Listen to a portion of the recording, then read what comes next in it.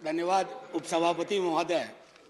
मेरे मेरे एकदम कितना मिनट बता दीजिए, मैं उतना ही बोलूंगा। नहीं, कृपया कृपया यहाँ सब आपस में बात करने के बजाय चेयर की तरफ से बात करें प्लीज। सॉरी सर, सर माफी चाहता हूँ, माफी चाहता हूँ, माफी चाहता हूँ।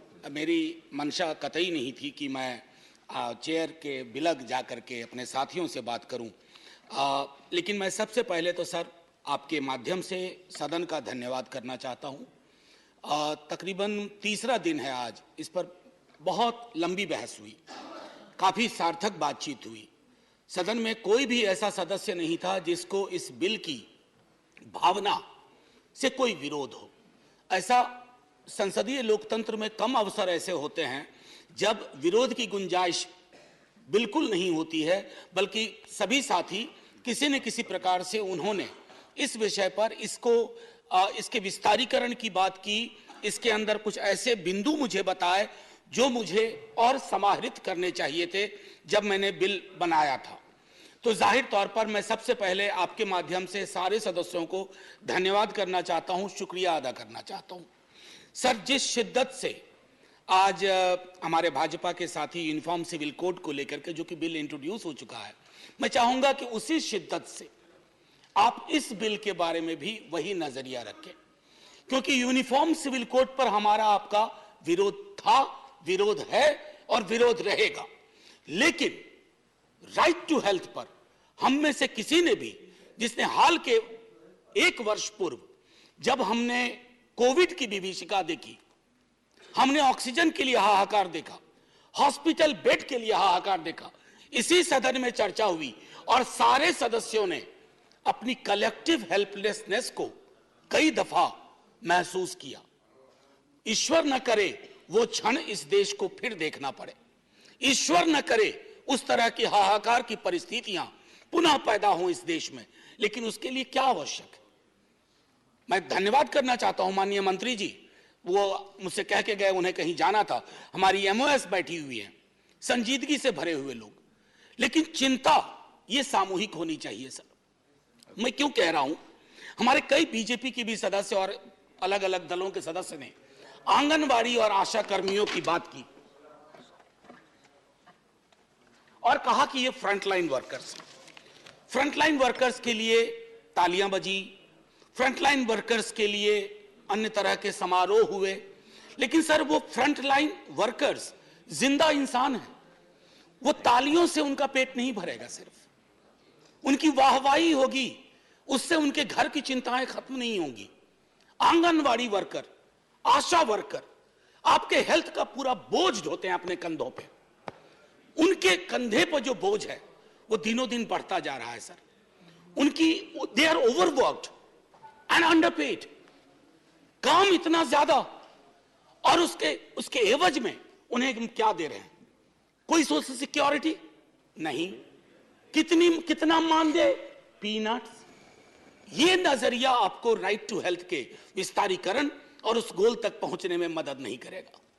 ये मैं आपके लिए नहीं कह रहा हूं, ऐसा नहीं कि राइट टू हेल्थ पर पहली बार, जबकि मैं इस पर रिसर्च कर रहा था सर, बमुश्किल 10-12 मिनट लूंगा, खत्म कर दूंगा। इस पर जब मैं रिसर्च कर रहा था तो संविधान सभा की बैठकों में भी चर्चा हुई, खास करके एक व्यक्ति जिनके बारे में बहुत कम लोग जानते हैं कि उन्होंने पब्लिक हेल्थ सिस्टम के बारे में क्या कहा, मैं बाबा साहब को इस बहस में लाना चाहूंगा। बाबा साहब का नजरिया बिल्कुल साफ था कि public health system, social security के बगैर नागरिक का सबलीकरण नहीं हो सकता। और आज हमने उस छोटे से फॉर्मूले को भुला दिया है, उसको वापस लाने की जरूरत है। और मैं समझता हूं माननीय मंत्री जी ने एक बात कही, मैं सहमत हूं कि बजट लगातार बढ़ा रहे हैं। मंत्री महोदय हैं, माननीय उपसभापति महोदय, ये जो आंकड़ा है ना, इस आंकड़े का व्याकरण अद्भुत है। मेरी सैलरी मैं विश्वविद्यालय से लेता हूं, मेरी सैलरी बढ़ी, मान लीजिए इंक्रीमेंट लगता है तो वो बढ़ा 1 साल में। अब उस इंक्रीमेंट को आप इन्फ्लेशन के इंडेक्स में देखिए, आप अगर एलोकेशंस का रियल टाइम वैल्यू जज करेंगे ना, तो आपको लगेगा कि it is too little and even too late. तो आंकड़ों को लेकर के कहेंगे कि यूपीए के दौरान इतना था, हमने इतना बढ़ाया, बाकी इंडाइसेस को सामने रखिए और तब कहिए। और दुनिया के गरीब गरीब मुल्क सर हमसे ज्यादा खर्च कर रहे हैं, हमसे गरीब हैं, लेकिन हेल्थ में उनका एक्सपेंडिचर हमसे ज्यादा है, क्योंकि वो जानते हैं कि जब तक पब्लिक हेल्थ पैरामीटर्स को दुरुस्त नहीं किया जाएगा, आप कितनों रेटोरिकल चीजें कर लें, वो जमीन पर कभी भी नहीं आ पाएंगी। सर, ग्रामीण भारत हमारी चर्चा से अक्सर विलग रह जाता है। मैं माननीय मंत्री साहिबा से आग्रह करूंगा, देखिए अक्सर क्या होता है कि आप जब किसी हॉस्पिटल को विजिट करते हैं तो पहले से जानकारी होती है, किसी क्या कहते हैं पीएससी को विजिट करते हैं, पहले से जानकारी होती है। हम सुना करते हैं राजा महाराजाओं में, ना मेरा यकीन है और ना मैं चाहता हूं कि उनका उदाहरण दिया जाए, लेकिन सुनते थे किसी हिंदुस्तान में कुछ राजा महाराजा होते थे जो वेश बदल करके जाया करते थे निरीक्षण करने के लिए। वेश बदल करके जाइए, एकदम पूरा का पूरा।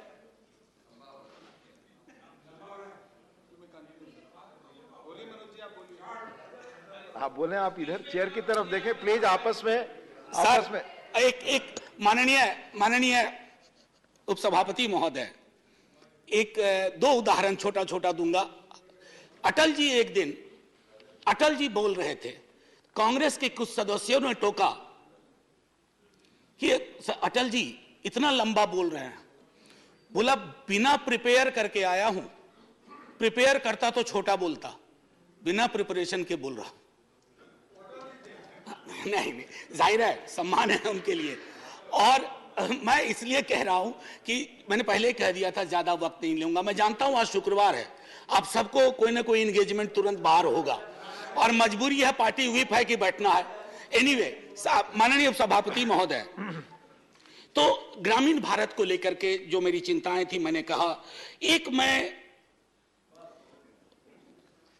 अगर राइट टू हेल्थ अगर हमने इंश्योर कर लिया, मुझे याद है जब आरटीई की बात हो रही थी तब भी बहुत लोगों की आपत्तियां थी कि इससे क्या होगा, इससे क्या बदलाव आएगा। जब आप किसी चीज को इस तरह से लेजिस्लेटिव फ्रेमवर्क देते हैं तो उससे क्या होता है ना कि अन्याय जो लोगों के साथ दर बदर होता है अलग अलग स्तर पर।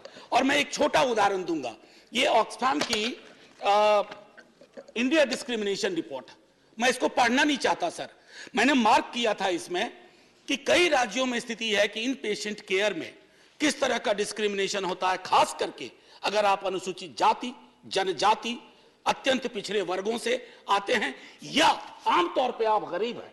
अगर मैं वर्गीय श्रृंखला की बात करूं, ये विस्तार में ये रिपोर्ट बताता है। मैं माननीय मंत्री जी को ये रिपोर्ट भेज दूंगा ताकि आपके माध्यम से इस पर नजर पड़े तो इस पर कुछ चर्चा हो कि आखिर डिस्क्रिमिनेशन के कितने लेयर्स हैं और कैसे हम इम्यून होते जा रहे हैं। एक और चीज सर कह करके, what I wanted to actually say sir, जब मैंने कहा legislatively guaranteed right will make access to health legally binding and ensure accountability. दवाई की बढ़ती कीमतों के बारे में मैंने पहले भी कहा था, दोबारा कह रहा हूं, मेंटल हेल्थ, मानसिक रोग को लेकर के बहस में भी कम चर्चा हुई थी। मेरा उद्देश्य था कि इस पर व्यापक चर्चा हो, क्योंकि कोविड पेंडेमिक के बाद मेंटल हेल्थ के केसेस में बाढ़ सी आई है और उस बाढ़ की वजह से सर एक बड़ी आबादी है जो अफोर्ड नहीं कर सकती है। इंश्योरेंस कंपनियां हैं, उनसे आप कभी बात करके देखिए, रैंडम चेक करवाइए, कई सारे जो मेंटल हेल्थ एलिमेंट हैं उनको वो क्लेम में आने ही नहीं देते हैं। ये सारी चीजें मैं समझता हूं कि अगर हम इस पर चर्चा करें। फ्रंटलाइन वर्कर्स के बारे में मैंने आपसे कह दिया, सिर्फ इतना कहूंगा कि सुप्रीम कोर्ट ने भी अप्रैल 2022 में पेमेंट ऑफ ग्रेच्युटी एक्ट को कहा था एप्लीकेबल करो आंगनवाड़ी सेंटर्स में। ये मैं माननीय सर्वोच्च न्यायालय के माध्यम से कह रहा हूं। और एक आखिरी टिप्पणी करके खत्म करूंगा, ये जो लाभार्थी है, ये लाभार्थी शब्द बहुत प्रचलित हो गया। Our people are not our beneficiaries, they are the citizens of this country, part of the paradigm which is called welfare state। और welfare state में ये लाभार्थी की संज्ञा कि ये लाभार्थी है, कोई लाभार्थी नहीं है सर। मैंने बार बार कहा इसी सदन में, बड़े कोई भी पार्टी, आजकल तो कंपटीशन चल पड़ा है, मुफ्त मुफ्त मुफ्त। अरे मुफ्त कुछ नहीं है, उसका टैक्स है, किसी भी फॉर्म में हो, आप उसके टैक्स का एक मिनिमम रिलीफ दे रहे हैं। इसको मुफ्त मत कहिए, और ये बेनिफिशियरी के नजरिए से मत देखिए, राइट के नजरिए से देखिए, अधिकार के नजरिए से देखिए।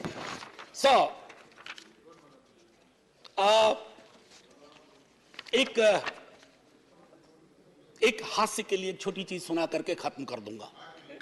हास्य के लिए, विंस्टन चर्चिल रूजवेल्ट के यहां जाते थे, प्रेसिडेंट थे रूजवेल्ट, व्हील चेयर पे चलते थे, और चर्चिल अपने विट के लिए फेमस थे, हालांकि उनकी पॉलिटिक्स से हम लोग इत्तेफाक नहीं रखते हैं, कभी नहीं रखेंगे। तो चर्चिल साहब को व्हाइट हाउस में ही कमरा मिला करता था, तो वह नहा रहे थे, और उनकी नहाने की आदत थी कि नग्नावस्था में नहाते थे। तो रूजवेल्ट पहुंच गए, रूजवेल्ट ने पूछा, जैसे ही व्हील चेयर वहां ले गए तो बका के रूजवेल्ट अपनी व्हील चेयर को मोड़ा। अब चर्चिल देखिए कैसे संभालते हैं, वो कहते हैं, look mister president, prime minister of UK has nothing to hide from you. मैंने इसलिए कहा थोड़ा हल्के माहौल के लिए, मैं इच्छा बड़ी थी कि मैं डिवीजन ले लूं, इस पर मत विभाजन की मांग करूं, क्योंकि यह बिल हम सबके मन का है। लेकिन मंत्री महोदया मुझे देख रही हैं टुकुर टुकुर, और बाकी लोग भी, तो मैं मत विभाजन की अपने टेम्पटेशन को कर्व करता हूं इस अपील के साथ कि सर आज नहीं तो कल ये बिल आएगा, आज नहीं तो कल ये होना है। आप तो दूसरों की भी चीजों का श्रेय लेते हैं, ये करके अपना श्रेय खुद ले लीजिए। अगर आप ये कर बैठे तो एक बहुत बड़ा एहसान होगा इस देश पर, इस देश के नागरिकों पर, और शायद एक आगे जब हम बात करेंगे ना, तो हेल्थ को लाभार्थी के नजरिए से नहीं, अधिकार के नजरिए से बात करेंगे। हमारे आशा कर्मी प्रोटेक्टेड होंगे, आंगनवाड़ी कर्मी प्रोटेक्टेड होंगे, डॉक्टर पेशेंट रेशियो बेहतर होगा, पीएचसी लैक लस्टर नहीं होगी, सरकारी अस्पताल में कुत्ते नहीं सो रहे होंगे बेड्स पे, ये शायद बेहतर परिस्थितियां होंगी। Thank you so much sir, thank you to all my friends for great participation. जय Hind, let's keep talking like that. धन्यवाद professor Manoj Kumar Jha ji. So you are withdrawing the bill, Professor Manoj Kumar Jha. You are not putting for the vote. You are withdrawing the bill. Sir नहीं, देखिए मैं एक इसमें sir करार करवाना चाहता हूं, आप यूनिफॉर्म सिविल कोड वापस ले लीजिए बिल को। नहीं, that was in a lighter note. I must say, I have spoken, my friends have spoken, Honorable Minister has spoken, and we have a general consensus. We'll take steps, but my only request is, let it not be baby steps. Let it to be a huge step at one point of time, and do it soon, and I withdraw the bill from voting.